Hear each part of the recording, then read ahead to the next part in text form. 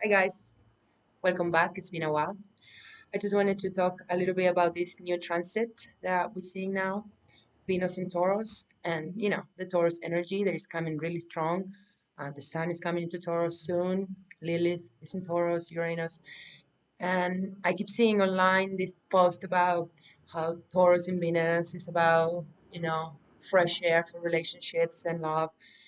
And yes, Taurus is really comfortable, and Venus is one of the rulers of Venus, along with Libra. But it's also more about finances and about the comfort life and about enjoying life and having all the things we want. And maybe that is not what everybody's feeling right now. And I have seen a lot of people on Instagram and all posting about feeling low or trying not to feel guilty if we need time to rest. And Taurus can be very gentle and very loving, but also can be a bit of a bully. So if you're not in a right space for this transit, it may feel uncomfortable because you feel like you should be doing more and you don't have the things you want to have. And it's also making us rethink or question the foundations of our relationships rather than having this nice Libra energy when we just feel in love and in balance with everything. I think Taurus feels the same way right now for a lot of people. I think it's a bit more a bit pushy and just to be aware of that right now that maybe you're not feeling 100% or you need to cut yourself some slack if you're not where you hope you are or if you need more time to work on things. Don't be so hard on yourself. Really, don't be so hard on yourself. I say that to you. I'm telling it myself that, but then I am hard on myself too. So it's hard for everybody around. So yeah, I have new cards. I'm really excited about my birthday. So Taurus and Venus.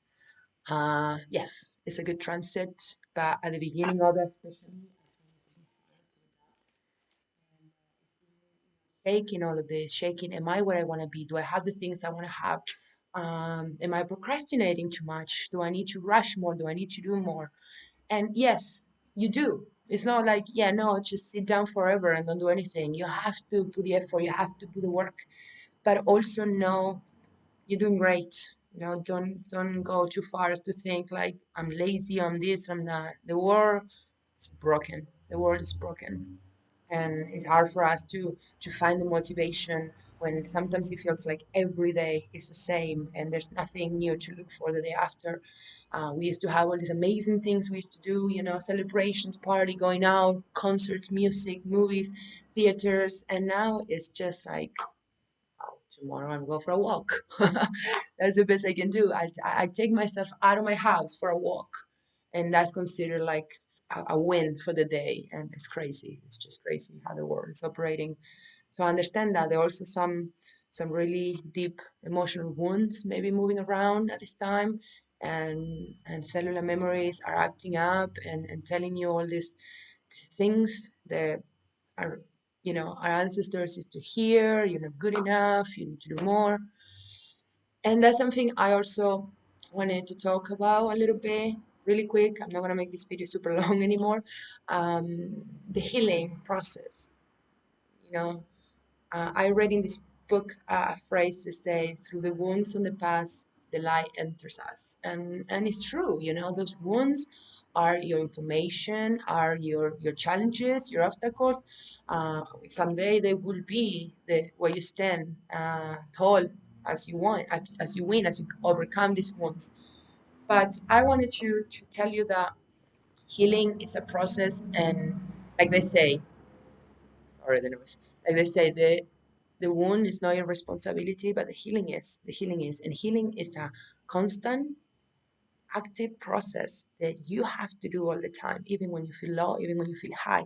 You have to separate a little bit, detach yourself from your consciousness for a moment, and look at yourself from the outside and see, where am I? Am I healing or am I in denial? Am I trying? Am I good? Do I need to rest? Do I need to move forward? You have to constantly examine yourself from the outside. Healing is your responsibility. It's no one else's. No one else's but yours. It's not your parents, it's not your partner, it's not your children, it's no one else's but yours. And when we said that, I mean, you have to keep searching for tools for your healing. You have to keep going and look for it, not just sitting at home and say, oh, well, I did that meditation a week ago. So, yes, I'm good now. It's not even about that. It's about going to places where you've been wounded and cleaning the wound and making sure that that wound is clean and is healing and it becomes a scar that you can look at and you can, ponder upon and be happy that you did that work. And so a lot of these wounds, these cellular memories, they're acting up right now, or always really. They're hard to explain. I've been doing some study cases, and it's been really, really enlightening for me. With work with diabetes type 2, I work with dyslexia, I work with autism, I work with chronic pain, and people are like, why do I have this? Or a child that gets diabetes type 1 at age 10, how can that be? And so talking about these cellular memories is hard to explain to them. It's hard to explain this is ancestor line, or this is past life, or this is, something that to a child is hard to explain. So I want to use this little time I have with you to recommend a book. I'm going to start doing that more, reading material that can really help you heal. And so I want to recommend you this book. It's in Spanish here, but it's called Many Lives, Many Masters by Brian Weiss. It's an old book. It's from the 80s, 70s, I think, actually. And you have to read it. You have to read it in order to understand past lives dynamics, in order to understand how the people in your life that you deeply love and appreciate may have caused you harm, or you to them, in past lives. And so that is why the relationship is complicated. And that's why you're feeling unloved and insecure, rejected, or abandoned. It's not that it's happening right now. It's happened before, and some part of your DNA still carries it. So open that wound. It's not about, throwing blames. What happened is gone. It's gone. It's happened. But we need to have awareness of it in order to understand that we are more than this experience we are now in. We are so much more than that. And there's so much more, not only our experiences from before, but experiences of our grandparents and our ancestors is all within us. It's all within us. And when something doesn't make sense, when you have feelings that you cannot make sense of, then probably there's something that you should look at in your past and something that you should ponder on and consider. Regression hypnotherapy it's amazing. It's amazing, especially if you have, you know, chronic pains that you can explain, or things that happen to you that you can explain. The book says that if you read this book, um, you're gonna realize that how the pain stores in your cells and how it's so hard to clean it up, to let it go.